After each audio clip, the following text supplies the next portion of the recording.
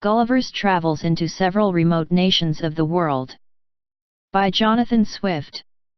Part 4. A Voyage to the Country of the Houyhnhnms.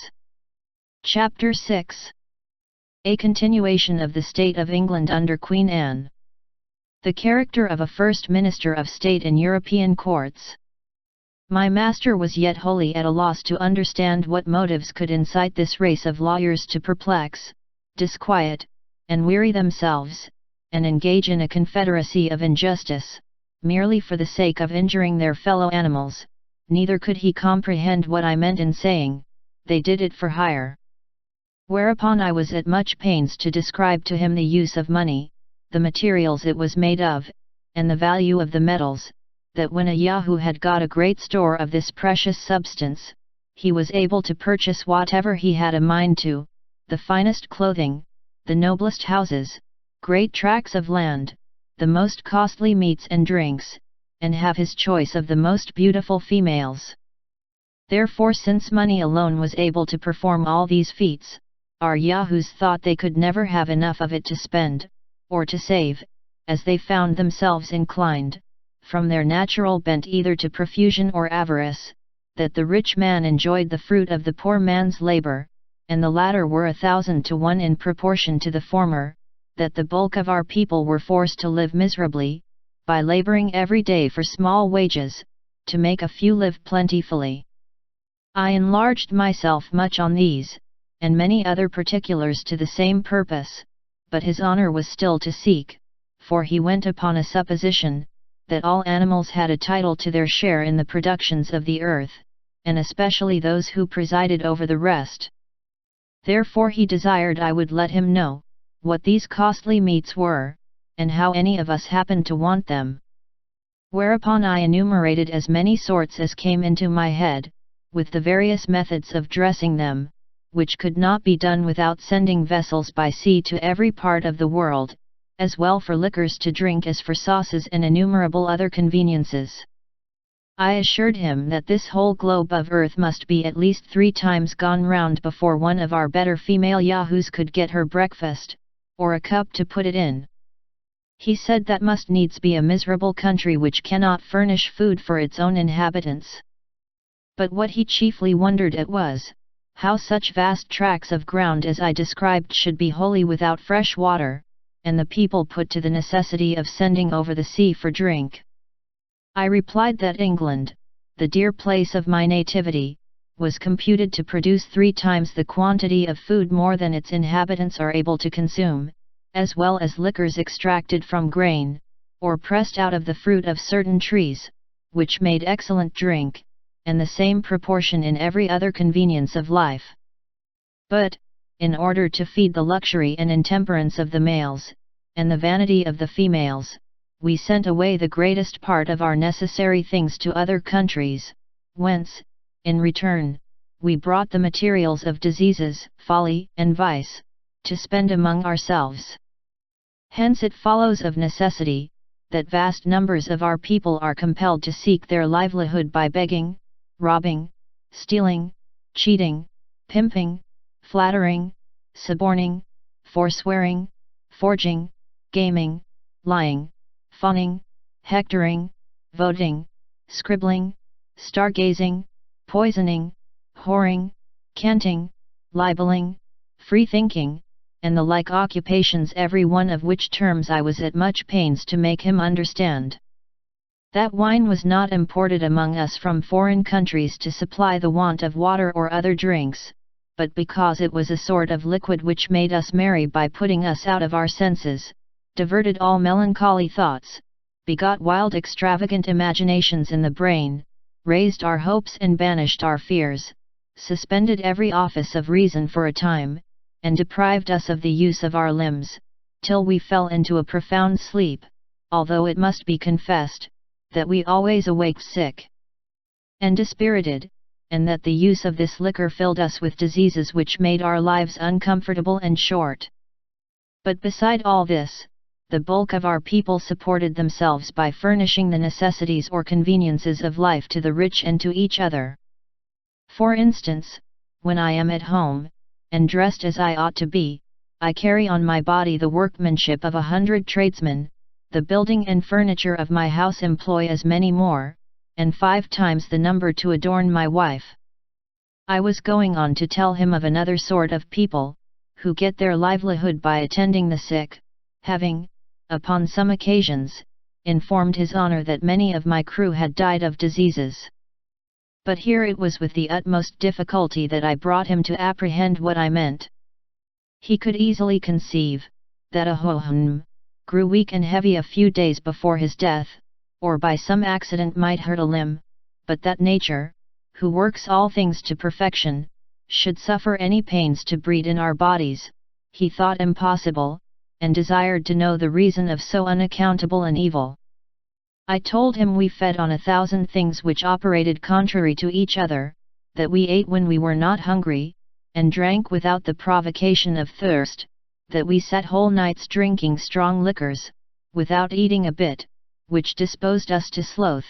inflamed our bodies, and precipitated or prevented digestion, that prostitute female yahoos acquired a certain malady, which bred rottenness in the bones of those who fell into their embraces, that this, and many other diseases, were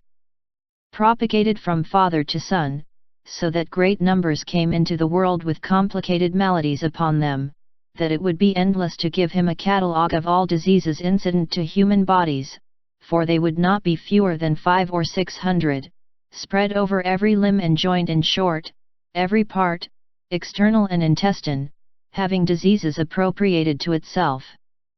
To remedy which, there was a sort of people bred up among us in the profession, or pretence, of curing the sick. And because I had some skill in the faculty, I would, in gratitude to his honor, let him know the whole mystery and method by which they proceed.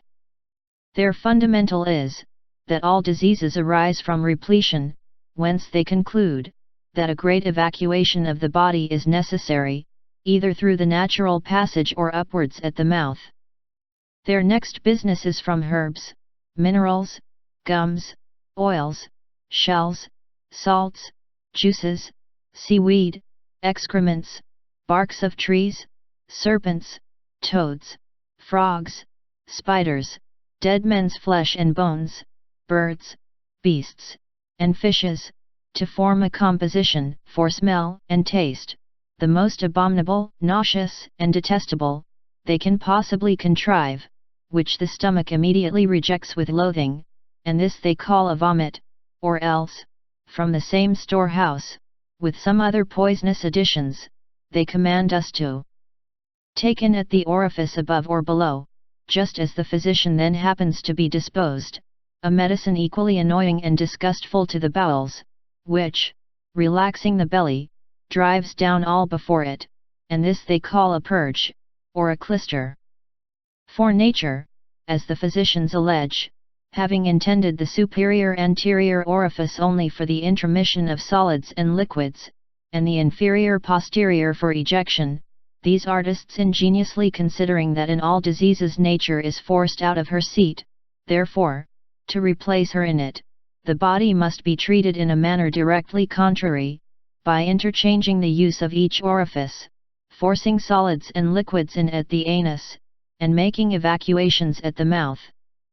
But, besides real diseases, we are subject to many that are only imaginary, for which the physicians have invented imaginary cures. These have their several names, and so have the drugs that are proper for them, and with these our female yahoos are always infested. One great excellency in this tribe, is their skill at prognostics, wherein they seldom fail, their predictions in real diseases, when they rise to any degree of malignity, generally portending death, which is always in their power, when recovery is not, and therefore, upon any unexpected signs of amendment, after they have pronounced their sentence, rather than be accused as false prophets, they know how to approve their sagacity to the world, by a seasonable dose. They are likewise of special use to husbands and wives who are grown weary of their mates, to eldest sons, to great ministers of state, and often to princes. I had formerly, upon occasion, discoursed with my master upon the nature of government in general, and particularly of our own excellent constitution, deservedly the wonder and envy of the whole world. But having here accidentally mentioned a minister of state, he commanded me, some time after, to inform him, what species of Yahoo I particularly meant by that appellation. I told him, that a first or chief minister of state, who was the person I intended to describe, was the creature wholly exempt from joy and grief, love and hatred, pity and anger, at least, makes use of no other passions, but a violent desire of wealth, power, and titles, that he applies his words to all uses, except to the indication of his mind, that he never tells a truth but with an intent that you should take it for a lie, nor a lie, but with a design that you should take it for a truth. That those he speaks worst of behind their backs are in the surest way of preferment, and whenever he begins to praise you to others, or to yourself, you are from that day forlorn. The worst mark you can receive is a promise, especially when it is confirmed with an oath, after which, every wise man retires, and gives over all hopes. There are 3 methods, by which a man may rise to be chief minister. The first is, by knowing how, with prudence, to dispose of a wife, a daughter, or a sister; the second, by betraying or undermining his predecessor; and the third is, by a furious zeal, in public assemblies, against the corruptions of the court. But a wise prince would rather choose to employ those who practice the last of these methods, because such zealots prove always the most obsequious and subservient to the will and passions of their master.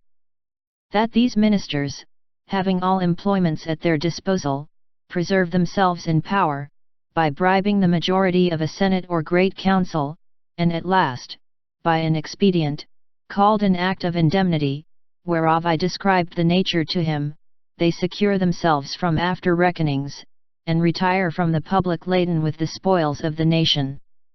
The palace of a chief minister is a seminary to breed up others in his own trade, the pages, lackeys, and porters, by imitating their master, become ministers of state in their several districts, and learn to excel in the 3 principal ingredients, of insolence, lying, and bribery.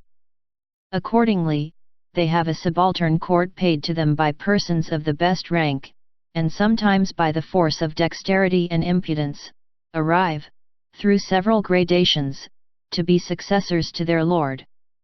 He is usually governed by a decayed wench, or favourite footman, who are the tunnels through which all graces are conveyed, and may properly be called, in the last resort, the governors of the kingdom. One day, in discourse, my master, having heard me mention the nobility of my country, was pleased to make me a compliment which I could not pretend to deserve, that he was sure I must have been born of some noble family, because I far exceeded in shape, color, and cleanliness, all the Yahoos of his nation, although I seemed to fail in strength and agility, which must be imputed to my different way of living from those other brutes, and besides I was not only endowed with the faculty of speech, but likewise with some rudiments of reason, to a degree that, with all his acquaintance, I passed for a prodigy. He made me observe, that among the Hohums, the white, the sorrel, and the iron grey, were not so exactly shaped as the bay, the dapple grey, and the black, nor born with equal talents of mind, or a capacity to improve them, and therefore continued always in the condition of servants, without ever aspiring to match out of their own race, which in that country would be reckoned monstrous and unnatural. I made his honour my most humble acknowledgments for the good opinion he was pleased to conceive of me, but assured him at the same time, that my birth was of the lower sort, having been born of plain honest parents, who were just able to give me a tolerable education, that nobility, among us, was altogether a different thing from the idea he had of it, that our young noblemen are bred from their childhood in idleness and luxury, that, as soon as years will permit, they consume their vigour, and contract odious diseases among lewd females, and when their fortunes are almost ruined, they marry some woman of mean birth, disagreeable person, and unsound constitution, merely for the sake of money, whom they hate and despise.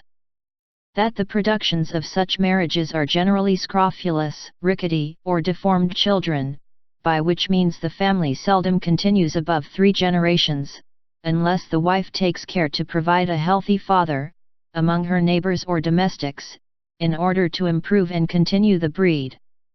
That a weak diseased body, a meager countenance, and sallow complexion, are the true marks of noble blood, and a healthy robust appearance is so disgraceful in a man of quality, that the world concludes his real father to have been a groom or a coachman. The imperfections of his mind run parallel with those of his body, being a composition of spleen, dullness, ignorance, caprice, sensuality, and pride. Without the consent of this illustrious body, no law can be enacted, repealed, or altered, and these nobles have likewise the decision of all our possessions, without appeal.